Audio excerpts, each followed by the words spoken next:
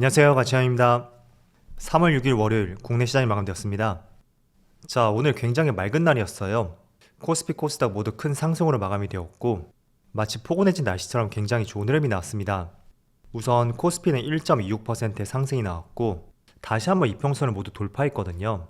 하지만 제가 여기 추세선을 그었듯이 또 이 추세선 상단까지 맞닿은 만큼 한 차례 또 매물에 부딪히고 지수가 일시적인 되돌림이 나올 가능성도 있습니다. 그래서 뭐가 됐던 간에 어쨌든 월요일부터 굉장히 좋은 흐름이 나왔고요. 그리고 코스닥을 보면 자, 코스닥은 정말 좋은 흐름이 나오고 있어요. 오늘 1.7%의 급등이 나왔고 별다른 조정도 없이 계속 상승 흐름이 나오고 있죠. 그리고 코스피 상위 종목들을 보면 오늘은 포스코홀딩스 한 종목을 제외하고 모든 종목이 상승이 나왔습니다. 반도체도 흐름이 괜찮았었고 플랫폼 기업이라든지 특히 오늘도 2차전지 관련주들 굉장히 크게 또 시세가 나왔어요. 그중 삼성 SDI가 단연 돋보인다고 볼 수 있고 이건 뒤에서 한번 말씀드려볼게요. 또 코스닥은 코스닥도 2차전지 관련주 에코프로뱀이 19% 급등이 나왔고 에코프로도 3%. 지금 흐름을 보니까 LNF라든지 첨보 이런 종목은 별로 상승이 나오지 않았거든요. 그래서 2차전지 소재기업의 상승보다는 에코프로 그룹주 이쪽이 오늘도 상승이 나왔었다. 그렇게 정리를 해볼 수가 있겠네요. 자, 이어서 코스피의 수급을 보면 오늘도 외국인의 많은 순매수가 들어왔고 기관도 많은 순매수가 들어왔습니다.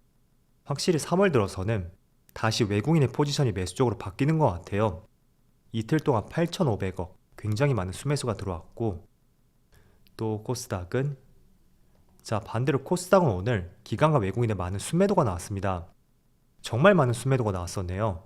그런데도 1%가 넘는 급등이 나왔다는 것은 개인들이 정말 적극적으로 매수를 했던 것 같아요.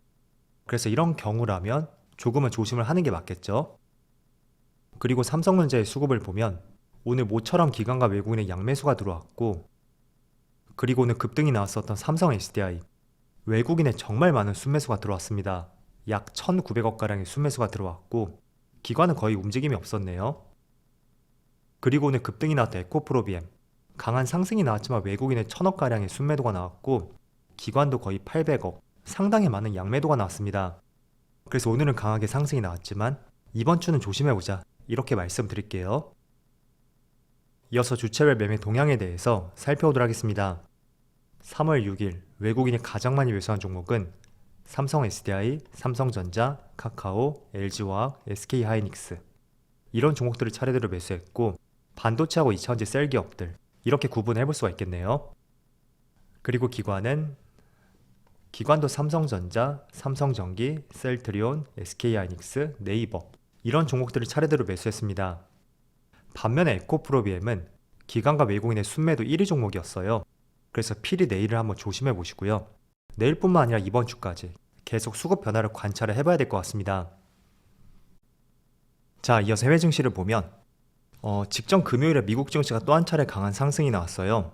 목요일 당시만 하더라도 추세를 조금은 돌리는 움직임이 나왔다고 말씀드렸었고 다행히도 금요일에 나스닥이 2% 가까운 상승이 나왔습니다. 그래서 지금의 모습은 한 차례 상승이 나오고 일정 부분 되돌림이 발생이 된 뒤에 추세를 돌렸다고 볼 수 있겠죠. 그래서 이 상승폭이 어디까지 이어질지 조금 더 지켜보면 좋을 것 같고 그리고 S&P 500은 마찬가지로 비슷한 흐름이 나왔습니다. 또 다우지수도 비슷하고요. 일단은 목요일에 기준금리에 대해서 조금은 완화적인 발언이 나왔었고 또 금요일은 국채금리가 하락함에 따라서 다시 한번 반등 장세가 이어진 것 같습니다. 그래서 국내 시장도 그런 흐름이 나왔다고 생각이 되고요.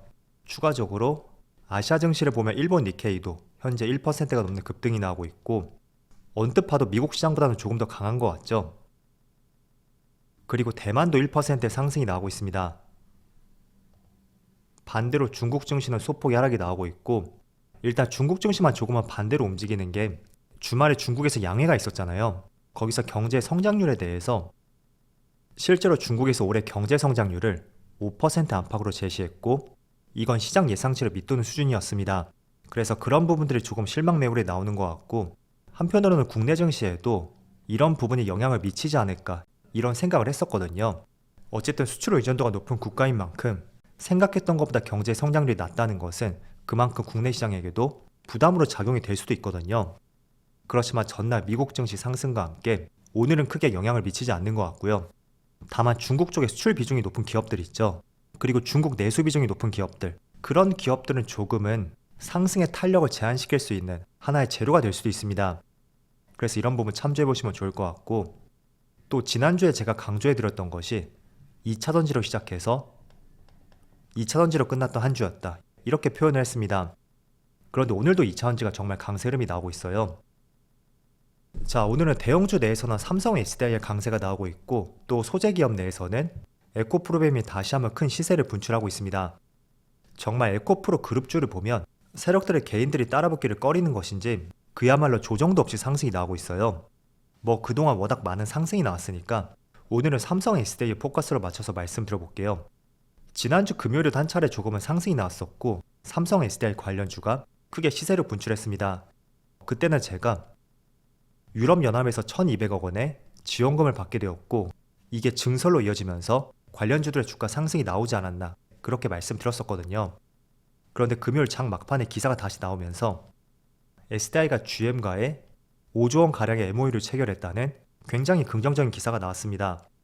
물론 MOU 단계이기 때문에 계약은 언제든지 틀어질 수는 있어요. 하지만 그건 정말 극단적인 상황이고, 어쨌든 스텔란티스에 이어서 두 번째로 큰 규모의 동맹을 맺었고, 이런 부분이 오늘도 삼성 SDI를 비롯해서 관련주의 상승으로 이어졌던 하나의 주된 이유가 될 수 있습니다. 일단 삼성 SDI가 직접적으로 연관이 되었기 때문에 상승이 나오는 것은 다들 이해하실 거예요. 그렇다면 삼성 SDI 관련주에 대해서 한 번 더 말씀드려볼게요. 자, 우선 삼진 L&D, 이 종목은 오늘 갭 상승으로 출발해서 장중한 때는 21%까지 급등이 나왔고, 지금은 파랑 음봉과 함께 11%의 상승을 보여주고 있습니다. 자, 그렇지만 한번 주목을 해볼 수 있는 것은 이 종목은 삼성 SDI의 가스켓 전체 물량의 약 70%를 공급하는 기업 중에 하나입니다. 그래서 대표적으로 삼성 SDI 관련주라고 볼 수 있고, 이 종목은 어제 말씀드렸었죠. 원형 캔, 전기 자동차에 사용되는 캔을 제조하고 대표적인 고객사가 삼성 SDI입니다. 그래서 제가 세트적인 개념으로 말씀드렸었죠. 상신 EDP는 삼성 SDI 관련주이고, 그런 면에서 오늘 또 강세 흐름이 나오고 있고, 조금 전에 말씀드렸던 삼진 L&D까지 좋은 흐름이 나온다고 볼 수 있습니다. 그리고 추가적으로 나인테크라든지 또 장비업체인 P&T까지 이런 기업들도 한번 알아두면 좋을 것 같고요. 그래서 지금 삼성 SDI의 월봉 차트를 보면 아직까지는 신고가는 아니지만 거의 신고가를 도전할 수 있는 위치까지 주가가 올라온 것을 볼 수가 있습니다. 그래서 최근에 2차전지 동향을 보면 이것도 한 번은 신고가를 경신하지 않을까, 그런 생각이 들고요.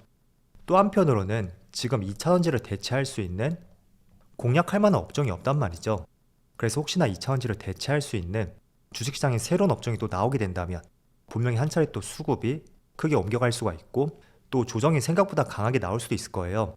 그래서 지금으로서는 시장에 단언코 2차전지밖에 보이지 않는데, 그걸 대체할 수 있는 업종이 나오는지 계속 추적 관찰해 보시고요. 그렇지 않다면 이번 달에도 2차전지 강세가 이어지지 않을까, 그렇게 말씀드릴게요. 다만 2차전지도 업종 내에서 다양한 산업군이 있다고 말씀드렸었죠. 그래서 그 흐름들이 조금씩 바뀌면서 상승 기조가 나올 수도 있으니까 그것도 한번 생각해 보시고요. 개인적으로 2차전지에서 가장 못 갔던 종목을 꼽아본다면 동박업체가 가장 못 가지 않았나 라는 생각이 들어요. 지금 보시면 SKC는 1.8%의 약세 흐름이 나오고 있는데, 일단 3거리 동안 강한 상승이 나왔거든요. 거기에 따른 되돌림이 발생이 되고 있고, 어쨌든 그동안 2차전지 쪽은 소재라든지 폐배터리, 그리고 배터리 셀 기업들, 이쪽으로 많은 수급들이 몰렸었다면 같은 2차전지 내에서 다른 산업이라고 할 수 있는 동박 쪽으로 그 관심이 옮겨갈 수 있는지, 그것도 한번 체크 포인트로서 유념을 해보신다면 좋을 것 같습니다. 자, 그리고 OLED 관련주에 대해서도 제가 꾸준히 말씀을 드리는 업종 중에 하나거든요. 그런데 오늘 나온 기사를 보면 판 커지는 폴더블 폰, 삼성 디스플레이가 웃는다, 이런 기사가 실렸습니다. 일단 폴더블 OLED 시장에서 삼성 디스플레이가 90% 이상 점유를 하고 있어요. 그런데 중국 기업도 올해 폴더블 시장에 참전을 선언했고, 애플은 아직까지는 아니지만 빠르면 2024년 혹은 25년쯤에는 폴더블 시장에 진입을 한다는 것은 거의 100% 확실하다고 볼 수 있어요. 그래서 그런 측면에서 봤을 때는 아직까지 국내 기업을 제외하고 이 폴더블 OLED 시장에서 다른 국가들은 기술력이 부족하고 수율이 안정화되지 않았기 때문에 당분간은 삼성 디스플레이의 의존도가 높아질 것이라는 전망들이 계속 나오고 있습니다. 하지만 삼성 디스플레이는 삼성전자의 한 사업부인 만큼 그렇다고 삼성전자를 매수하기에도 조금은 성격이 맞지 않는단 말이에요. 하나의 사업부로 두고 있다고 하더라도 삼성전자는 반도체 사업 쪽에 조금 더 포커스가 실려 있는 만큼 조금은 생각을 바꿔서 한번 우리가 본다면, 제가 늘 말씀을 드리지만 OLED 소재 기업들, 이쪽을 계속해서 주목할 필요가 있습니다. 지금 여기 하단을 보더라도 최근에 삼성전자의 OLED TV가 나왔잖아요. 그게 국내에 처음으로 공개가 되었고, 추가적으로 노트북이라든지 갤럭시북 이런 곳에도 OLED가 적용이 되었다는 기사도 있습니다. 그래서 소재 기업들은 최소한 하반기까지는 저는 계속 관심을 가져볼 수 있는 섹터라고 생각이 되고요. 대표적으로 덕산 네오룩스라든지 이녹스 첨단 소재 이런 기업들 한번 관심을 가져보시고, 조금은 큰 기업을 나는 선호한다 라고 한다면 삼성 디스플레이보다는 LG 디스플레이, 이 기업을 주목해 보신다면 좋을 것 같습니다. 자, 다행히 오늘 코스피의 흐름을 보면 지난번에 박스권을 살짝 이탈하는 모습이 나오면서 이 당시였죠.